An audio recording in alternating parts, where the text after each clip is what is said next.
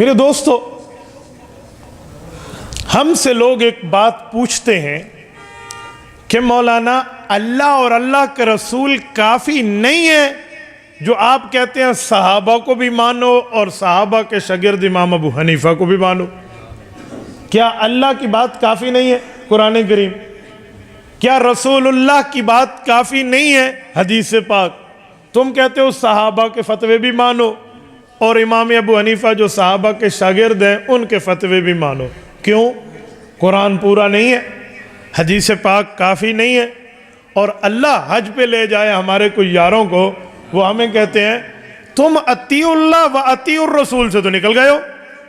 اے صحابہ لے کر آ گئے ہو، امام ابو حنیفہ لے کر آ گئے ہو، قرآن اطیعوا اللہ کہتے ہیں اللہ کی اطاعت کرو، و اطیعوا الرسول کہتے ہیں نبی کی اطاعت کرو. یہ صحابہ کرام کے فتوے کہاں سے آ گئے بھائی؟ وہ بھی تو امت ہے. یہ امام ابو حنیفہ کا مسئلہ کہاں سے آ گیا؟ وہ تو ان کی بھی بات ہے. تو کیا ضرورت ہے؟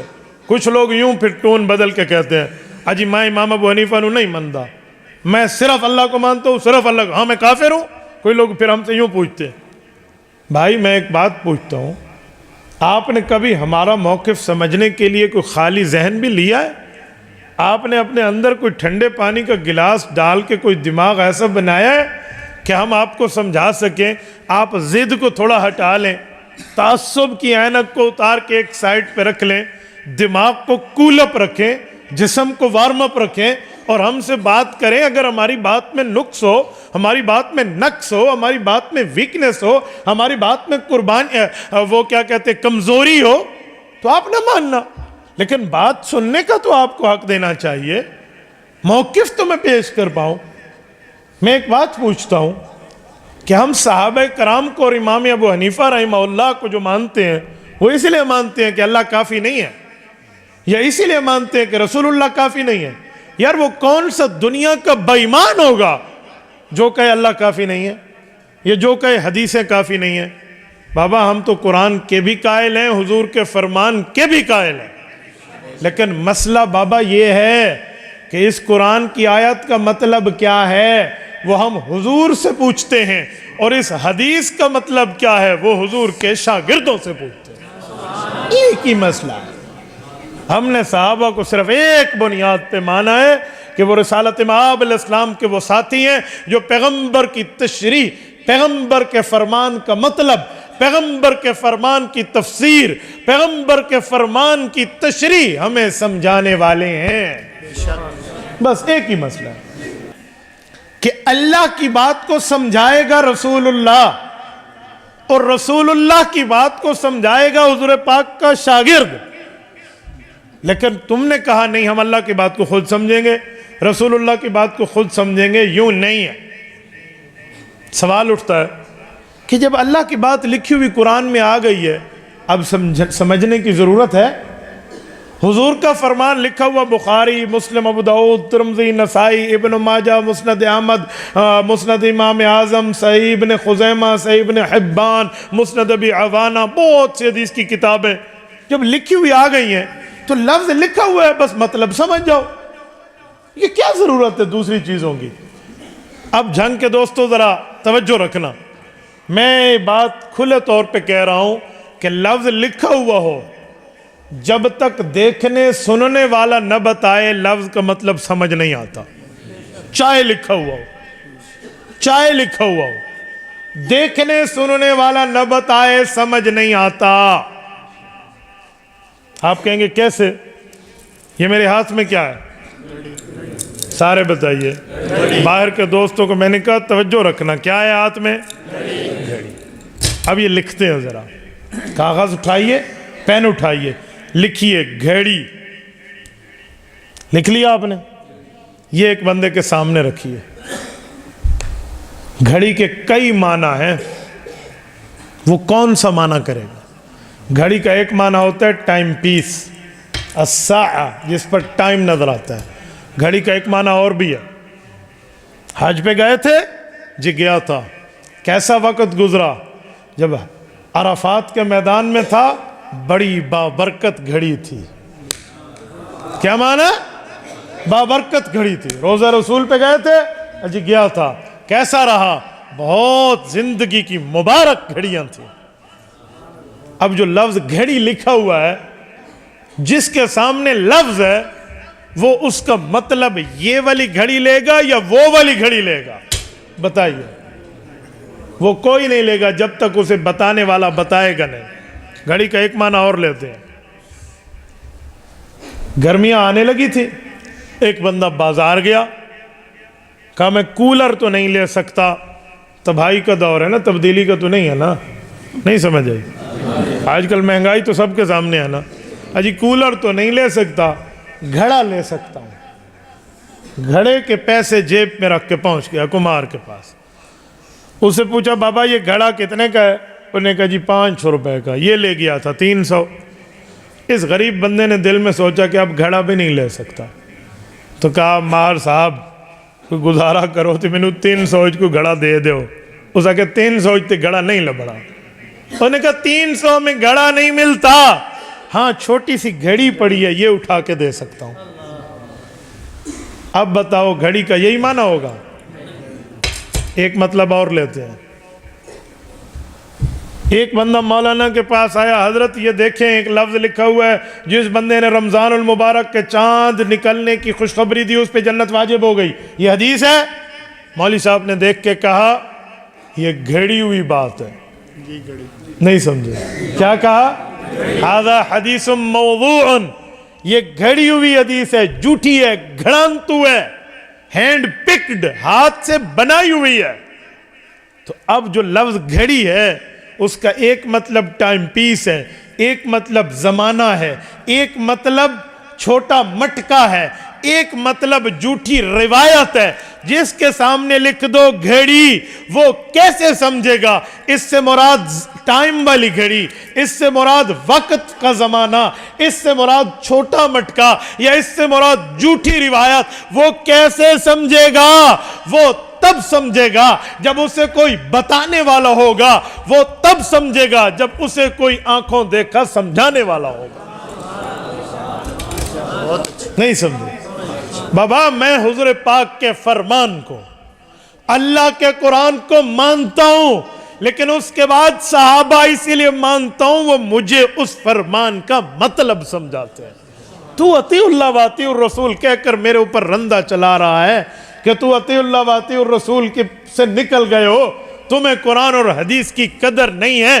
بابا اگر قرآن اور حدیث کی قدر نہیں ہو تو کھلا کہ ابھی تو دائرہ اسلام سے خارج ہے. اگر ہمیں قرآن اور حدیث کی قدر نہیں ہے تو ایسی میں پھر حیران ہو جاتا ہوں، پھر ہم مسلمان کس چیز کے ہیں؟ تو بھائی یہ بات نہیں ہے. اچھا آپ کے ذہن میں ایک سوال آئے گا، چلو صحابہ تو آپ نے مان لیے، تو آپ نے امام اعظم ابو حنیفہ کو کیوں مانا؟ صحابہ تو مان لیا، امام حنیفہ کو کیوں مانا؟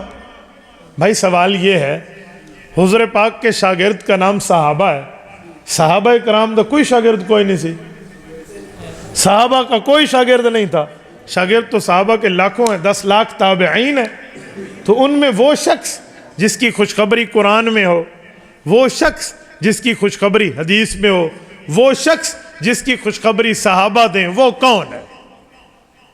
میرا بیٹا اگر امام ابو حنیفہ کی خوشخبری قرآن سے نہ نکلے، حضور کے فرمان سے نہ نکلے، صحابہ کے اقوال سے نہ نکلے، تو کہنا حنفی جھوٹ بولتے ہیں. کہنا ایسے تو کھڈے لائن لگا دے امام ابو حنیفہ کو، کہا اطیع اللہ و اطیع الرسول مانتا ہوں. ابو حنیفہ کہاں سے آیا؟ اطیع اللہ و اطیع الرسول مانتا ہوں. صحابہ کہاں سے آیا؟ اس دیوار کو اتنا کچا نہ سمجھو جتنا تو نے سمجھ لیا. ایسے کوئی مذاق ہے؟ سبحان اللہ. امام ابو حنیفہ کوئی ملو وانے چوک کی مسجد کا خطیب تھوڑی ہے کہ جو ایسے چاہتے تو دھرو کے بھجا دے لوں. یہ کوئی مذاق کی بات ہے؟ آؤ میں امام ابو حنیفہ کو تھوڑا تعارف کراتا ہوں. سبحان اللہ. کہ مولوی صاحب ممبر پہ کھڑے ہو کے ہاتھ میں عصا پکڑ کے ایک حدیث ہر جمعے خطبے میں آپ کو سناتے ہیں، اور آپ نے سنی ہوئی ہے، بچپن سے سنتے آئے ہیں. حضور علیہ السلام کی حدیث ہے، خیر القرون قرنی ثم الذین یلونہم ثم الذین یلونہم. سنیے حدیث. اس کا کیا مطلب ہے؟ کبھی ترجمہ بھی سن لیں. اس کے 3 ترجمے ہیں، تینوں لفظوں کے، ایک ایک لفظ کا ایک ایک ترجمہ، 3 باتیں. خیر القرون قرنی، میرا زمانہ بہتر ہے، زمانہ نبوی. ثم الذین یلونہم، پھر ساتھ والا یعنی صحابہ کا. ثم الذین یلونہم، پھر اس کے ساتھ والا یعنی تابعین کا زمانہ نبوی، حضور کے شاگرد صحابہ کے شاگرد تابعین، جیسے صحابی ویسے تابعی، تو حضور نے اپنے زمانے کو بہتر فرمایا، صحابہ کے زمانے کو بہتر فرمایا، صحابہ کے شاگرد تابعین کے زمانے کو بہتر فرمایا۔ تین زمانے کو بہتر کس نے فرمایا ہے؟ اسی اطیع الرسول نے، جس کی بات تو مجھے سنا رہا ہے، اسی اطیع الرسول نے، نوٹ کرتے جانا، اطیع الرسول، نبی کی بات مانو۔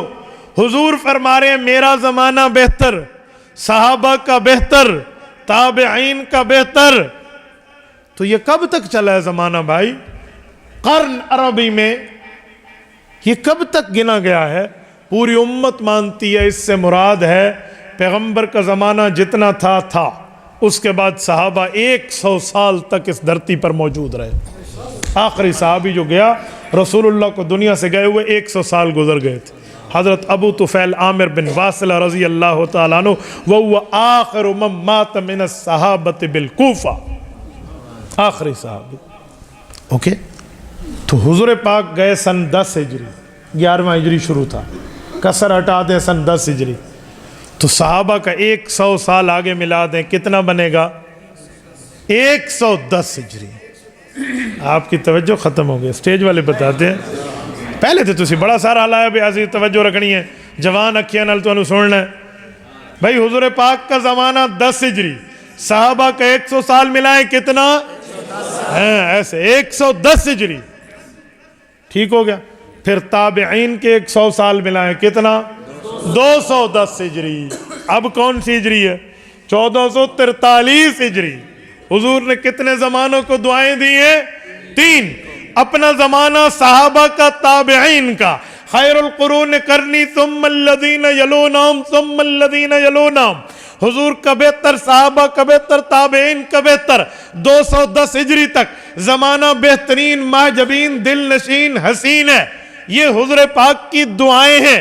آؤ دیکھتے ہیں امام ابو حنیفہ کس زمانے میں پیدا ہوئے ہیں، امام ابو حنیفہ کس زمانے میں پلے بڑے ہیں، امام ابو حنیفہ نے کس زمانے میں تعلیم حاصل کی ہے، امام ابو حنیفہ نے کس زمانے میں تعلیم حاصل کر کے امت کو سمجھایا ہے۔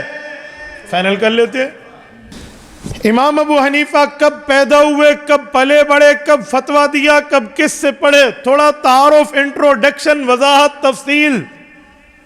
امام ابو حنیفہ کب پیدا ہوئے؟ 3 روایتیں، ایک روایت سن 80 ہجری، ایک روایت سن 70 ہجری، ایک روایت سن 60 ہجری میں پیدا ہوئے۔ امام ابو حنیفہ کا اگر زمانہ لیں سن 80 ہجری کا، تو امام ابو حنیفہ نے کتنے سال صحابہ کے ساتھ گزارے؟ 90، 100، 110 پہ صحابہ کا زمانہ ختم ہے۔ کتنے سال؟ 30 سال۔ اگر قول لیں سن 70 ہجری، 80، 90، 100، 110، کتنے سال گزارے؟ 40 سال۔ اگر لیں سن 60 ہجری کا قول، سن 70، سن 80، سن 90، سن 100، سن 110، آدھی صدی امام ابو حنیفہ نے صحابہ میں گزاری ہے۔ میرے بھائی، امام ابو حنیفہ پہ بولنے سے پہلے تھوڑا سن بھی لیتا، یہ کون آدمی ہے، تھوڑا پتہ بھی کر لیتا یہ کون بندہ ہے۔ ایسے تو اطیع اللہ و اطیع الرسول سے خارج کر دے نہ بابا نہ، دہلیز کو چوم کے چھوڑ دیا، دیکھا کہ یہ پتھر بھاری ہے، ٹھیک ہے نا، ہاں ایسا نہیں ہے، توجہ رکھنا۔ تو جو بندہ 50 سال صحابہ میں اٹھے بیٹھے، آئے جائے، کھائے پیے، نماز پڑھے، روزہ رکھے، حج کرے، عمرہ کرے، ان سے پڑھے، سنے، سنائے، آگے امت کو بتائے، یہ بندہ کیسا بندہ ہوگا؟ اور زمانہ بھی وہ جس زمانے کو دعائیں میرے پاک پیغمبر نے دی۔ حضرت علی المرتضی رضی اللہ عنہ اشراق کی نماز کا سلام پھیرتے ہیں، حضرت علی کے پاس ایک شاگرد آتا ہے زوتی، اور آ کے کہتے ہیں استاذ محترم آپ نے دعائیں کی تھی، اللہ نے دعا قبول کر لی۔ کہا زوتی کیا کہہ رہے ہو؟ کہا اللہ نے مجھے بیٹا دیا ہے آپ کے دعاؤں کے صدقے، یہ میرا بچہ ہے۔ اچھا اسے ابھی ابھی لے آئے؟ جی ہاں، میں چاہتا ہوں اس کے منہ میں پہلی گھٹی آپ کے ہاتھوں جائے۔ حضرت علی المرتضیٰ بھی مصلی اشراق پر ہیں، بچے کو لیا اور اس زمانے کی جس انداز میں گھٹی کی خوراک قابل تھی وہ اسی طرح شہد وغیرہ لگا کر بچے کے منہ میں دی۔ بچے کو پہلی خوراک حضرت علی المرتضیٰ کے ہاتھوں سے گئی۔ وہ بچہ لے کر اس کا والد جانے لگا تو دعائیں دے کر گیا، فالودہ اپنے گھر سے ہدیے میں حضرت علی کو دے کر گیا۔ جھنگ کے غیور مسلمانوں، دلائل اٹھا لو، سوانح حیات اٹھا لو، کتب اٹھا لو، تاریخ اٹھا لو، جس بچے کو یہ حضرت علی نے اپنے ہاتھوں میں لیا ہے، اس بچے کا نام ثابت بن زوتی ہے۔ زوتی اس کا ابو ہے، ثابت بچہ ہے۔ زوتی امام ابو حنیفہ کا دادا ہے، ثابت امام ابو حنیفہ کا ابا ہے۔ جی اب اندازہ لگائیں ساڑھی سند کتھے اپ لکھڑ ہوتی ہے۔ جی ہمیں لوگ ایسے کہا امام ابو حنیفہ کو مانتے ہو؟ سبحان اللہ، حیران ہوں میں تیری سوچ پہ، حیران ہوں میں تیرے عقل پہ، حیران ہوں میں تیری فراست پہ، حیرت ہے مجھے تیرے فہم پہ۔ تو نے تعارف نہیں کرایا امام ابو حنیفہ کا وہ کون ہے، کیوں تو بتاتا سناتا سمجھاتا تے دال نہیں گلنی سی نا، پھر تو بات نہیں بنتی۔ اسی لیے مسئلہ ہے، میں نے شروع میں کہا تھا کہ میرے بندے نے میرا موقف نہیں سمجھا، جواب نہ دیا، اس نے نہیں سمجھا، اس نے اعتراض کر دیا۔ تبارك الذي نزل الفرقان على عبده ليكون للعالمين نذيرا